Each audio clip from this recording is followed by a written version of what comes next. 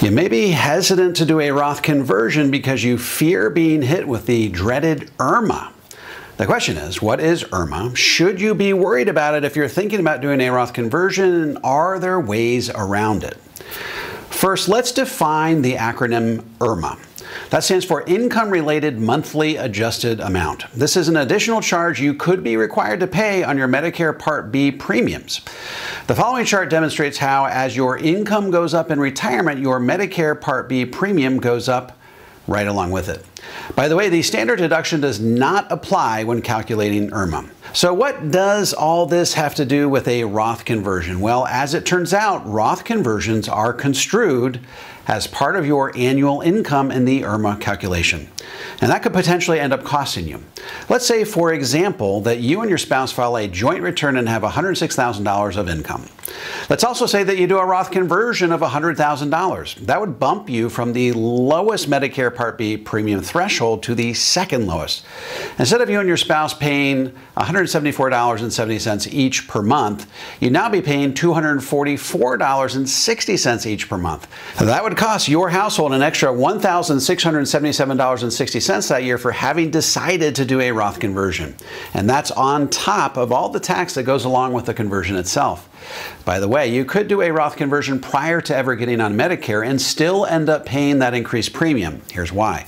The IRS has a 2-year look-back period when it comes to the IRMAA calculation. So if you did a Roth conversion at age 63, for example, that would be included in the IRMAA income calculation at age 65 when you finally do get on Medicare. So all this begs the question, if Roth conversions could potentially cause IRMAA, should you avoid them altogether? The answer to that, of course, is no, and that's for a couple of different reasons.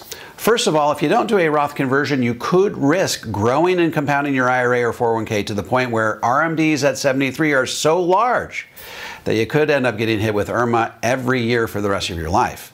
And that could be a huge drag on your wealth over time.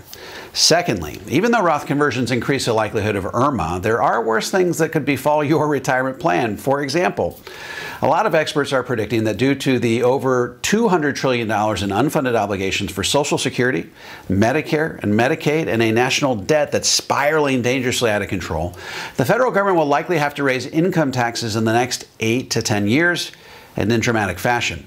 So you certainly don't want to forego a Roth conversion because of IRMAA, only to have to pay much higher taxes on your IRA or 401k distributions down the road. So what's the solution to all of this? Well, if you find yourself in the right tax bracket prior to age 63, and generally speaking that's 24% or less, then it likely makes sense for you to do your Roth conversion at that point in your life. If you get enough Roth converting done by the time you reach 63, you could end up avoiding IRMAA altogether. Why?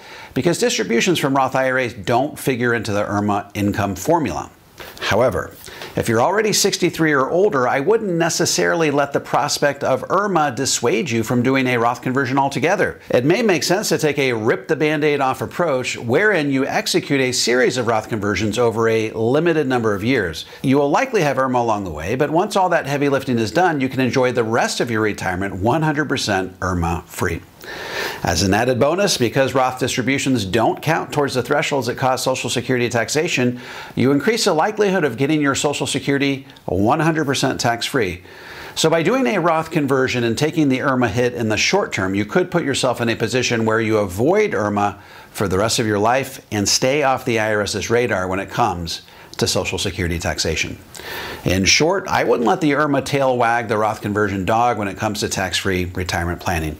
You're generally better off by taking a rip-the-band-aid-off approach early in retirement when it comes to Roth conversions, so you can avoid having to pay IRMAA over the balance of your retirement years. Folks, my upcoming book, The Guru Gap, How America's Financial Gurus Are Leading You Astray and How to Get Back on Track, is now available for pre-order on Amazon. Take the opportunity to order your copy today. By the way, in the next 10 years, I'm looking to put 1 million Americans on the road to the 0% tax bracket. If you would like some help implementing a balanced, comprehensive approach to tax-free retirement that shields you from the impact of higher taxes down the road, head on over to DaveMcknight.com and click on the Connect with an Advisor button. I'm happy to refer you to an advisor in the Power Zero Network that's been trained, vetted, and qualified personally by me. If you're a financial professional and want to learn how to become a certified Power Zero advisor, head over to PowerZero.com and opt into my free video series.